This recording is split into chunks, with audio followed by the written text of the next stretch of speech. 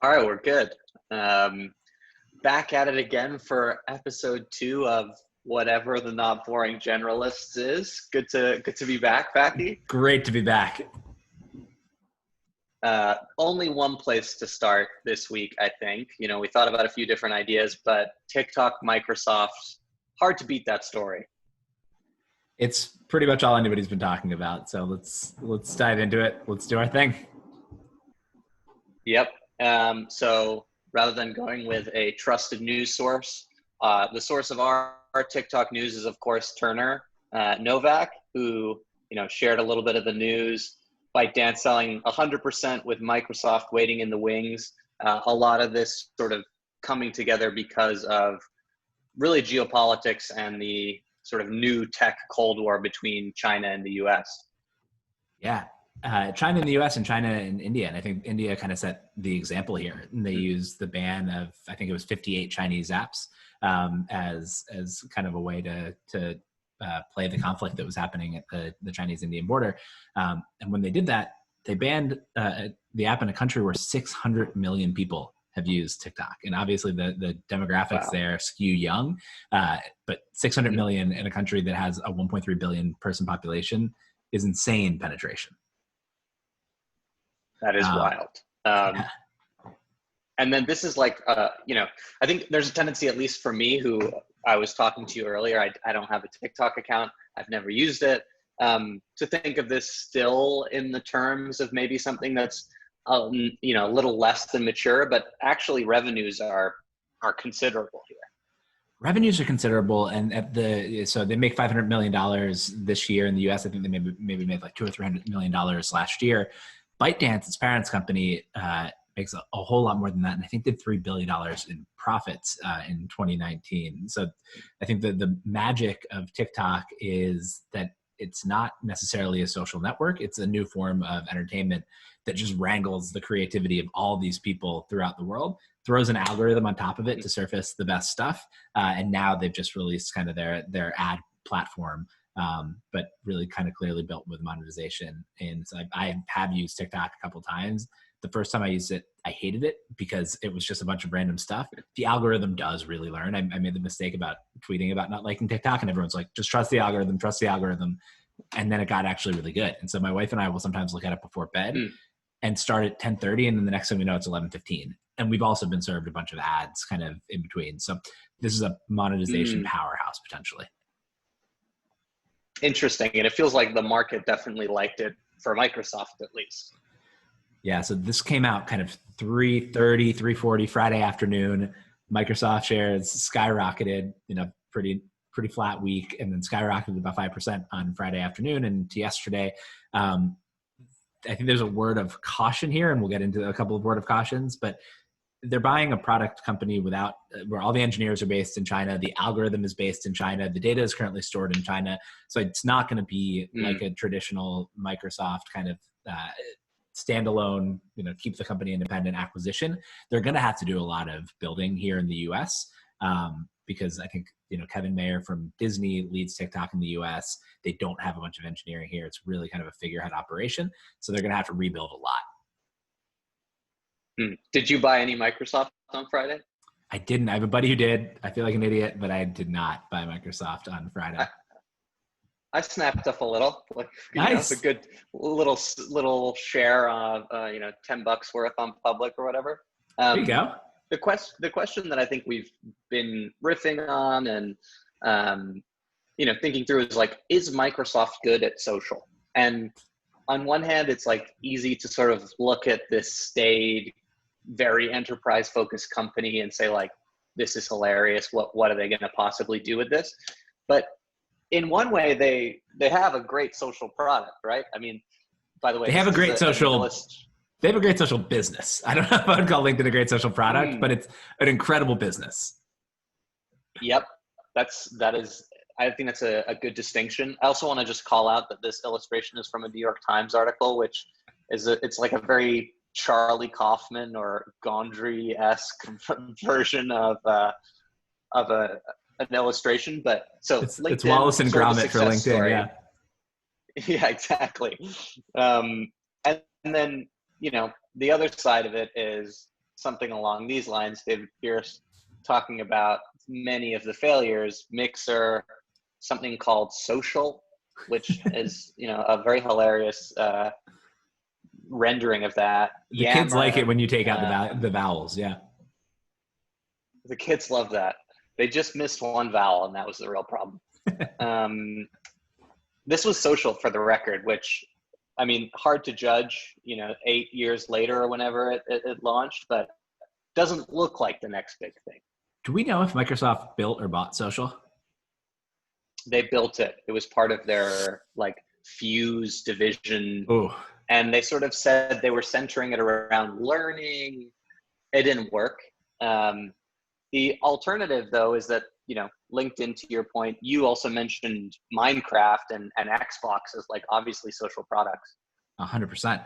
So I think they're good at it when they buy and keep them as kind of standalone divisions. So Microsoft is kind of like this big holding company where you can look at it like they buy these businesses that are potentially kind of standalone profitable. So while TikTok isn't, ByteDance is. There's a clear path to profitability there. LinkedIn prints money. That one's a more obvious fit.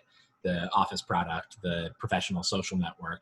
Minecraft prints money, gets really young users on board, particularly during coronavirus as people were trying to build their worlds. Minecraft has exploded in popularity. So these things, when you don't realize that they're part of Microsoft, are actually these amazing businesses. I think it's when you realize that they're part of Microsoft that they don't do so well. And so maybe that's kind of the distinction here. It's like how much can they keep Microsoft out of TikTok? Yep, I think that makes sense. This was an enjoyable take from Casey Newton. It's true though, right? Like Minecraft through to Excel. It's true. This is like a play to, and I don't know how the actual kind of funnel works internally when you get somebody at age 6 and then kind of work them through until they're using Excel. But actually, there's a pretty popular Excel hashtag on TikTok. There's a lot of people on TikTok sharing Excel tricks, doing all of that kind of stuff. So TikTok is more than just these dancing videos at this point. And I think kind of productivity in Office as it matures is something that at least takes place on the platform. So maybe it's more connected than you think. The market recognizes the great synergy between Excel and TikTok to learn, every function and lookup you need. Exactly. And you wrote this week about some of the different strategies that different companies employ in terms of M&A. You sort of touched on it a little bit, but would love to dig in a little more. Yeah, so Microsoft does obviously a bunch of acquisitions that bolster their core product, but really for these types of big, expensive, splashy acquisitions, they're sort of these customer acquisition channels that sit outside of Microsoft and continue to print the money and maybe become, a very solid, profitable, big, growing business over time. Whereas you look at somebody like a Google, and what Google does, and what it seems is they'll take these businesses that kind of pour fuel on the fire of their current kind of biggest growth engine. So for a while that was search and display ads. And so they bought YouTube, they bought Android to bring search to phones, they bought DoubleClick to run the display network. Now they're focusing a lot of their attention on the cloud. So I actually propose that they should buy Slack and really start taking Microsoft's dominance in the Office while Microsoft is distracted with what will be by, I think, 3 times their largest acquisition of all time. The biggest was Motorola. No, that was Google's biggest, was Motorola Mobility. Total flop. But these guys don't actually do businesses this size ever. For Microsoft, actually, the biggest was LinkedIn at $26.2 billion. And that one actually seems to have worked out. But all that to say, I think they're trying to acquire some young blood and have that business make the money until it brings them Office 365 customers down the line. Love it. Now, there's been some discussion in the last sort of 24 hours about how the Trump administration is trying to maybe sort of take a VIG as part of this deal. What is there anything to believe that might happen? Might actually happen? I mean, legally, it's not allowed to happen. At some point, it will happen if this generates profits. The U.S. government is obviously entitled to a percentage of corporate profits. People don't generally pay advisory or transaction fees to the United States government for allowing a deal to happen. Obviously, this is just like another patently absurd thing. My favorite take that a friend gave, though, is that on the local level, these kinds of shakedowns happen all the time with government. And Trump, as a developer, is used to dealing with these local shakedowns. And so now he's in charge, and he's like, "All right, my turn. Pay me." It's not going to happen. I need a little obviously. sweetener on this. Exactly. It's actually kind of selfless, though, that he's doing it for the federal government and not just brazenly asking for the money himself. Yeah, that is surprising restraint. We just spent a lot of money on coronavirus. We need to refill the coffers. We talked about how the market sort of felt about this for Microsoft, sort of the reverse story for Snap. I mean, they almost look like yin and yang graphs. Yeah, I think so. This caused me to tweet yesterday that the thing you need to realize about the market is that most people are idiots.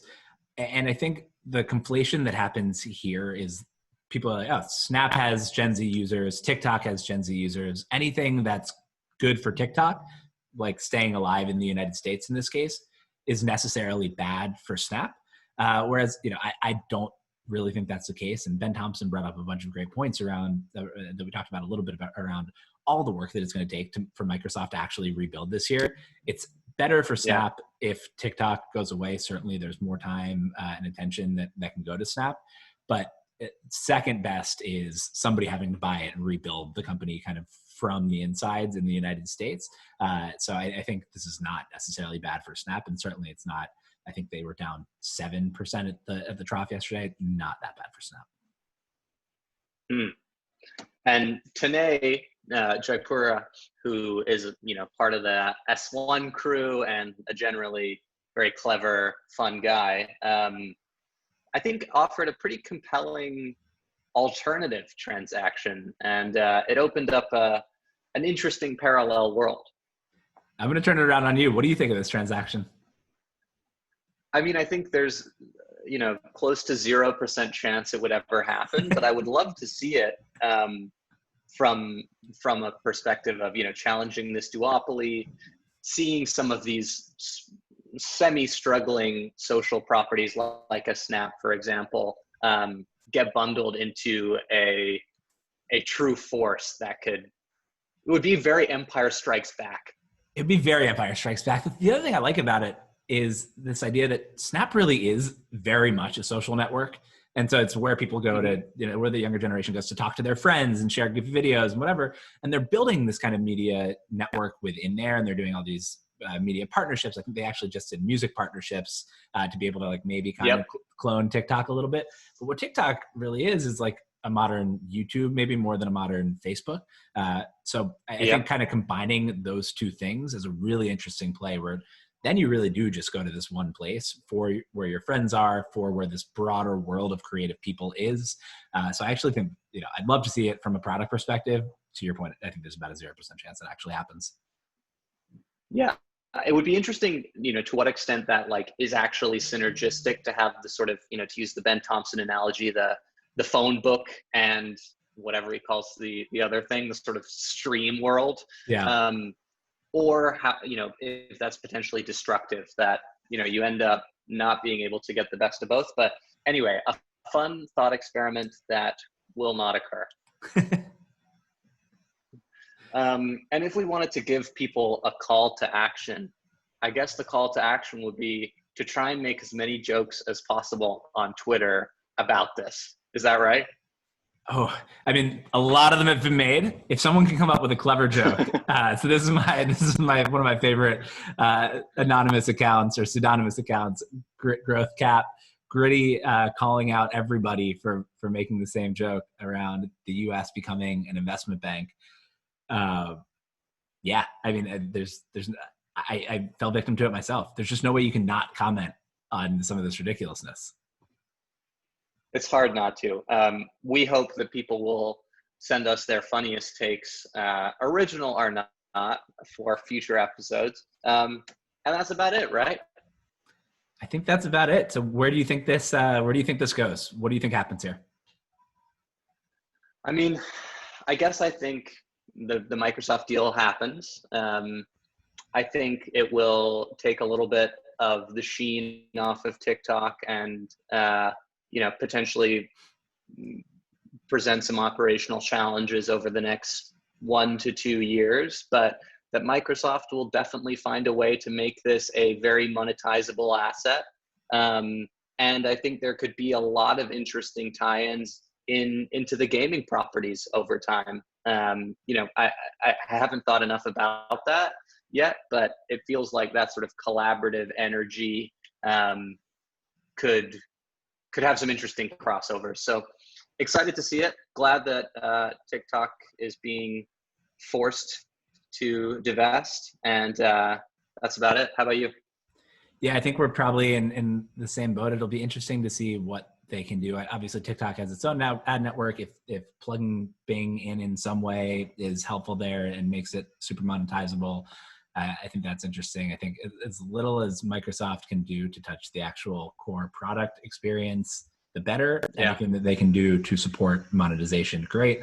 And I think that we're in the same boat, that it's a good thing that this app, not because it's Chinese, not because anything, but because of the way that they treat user data and just kind of suck up all of the information on your phone.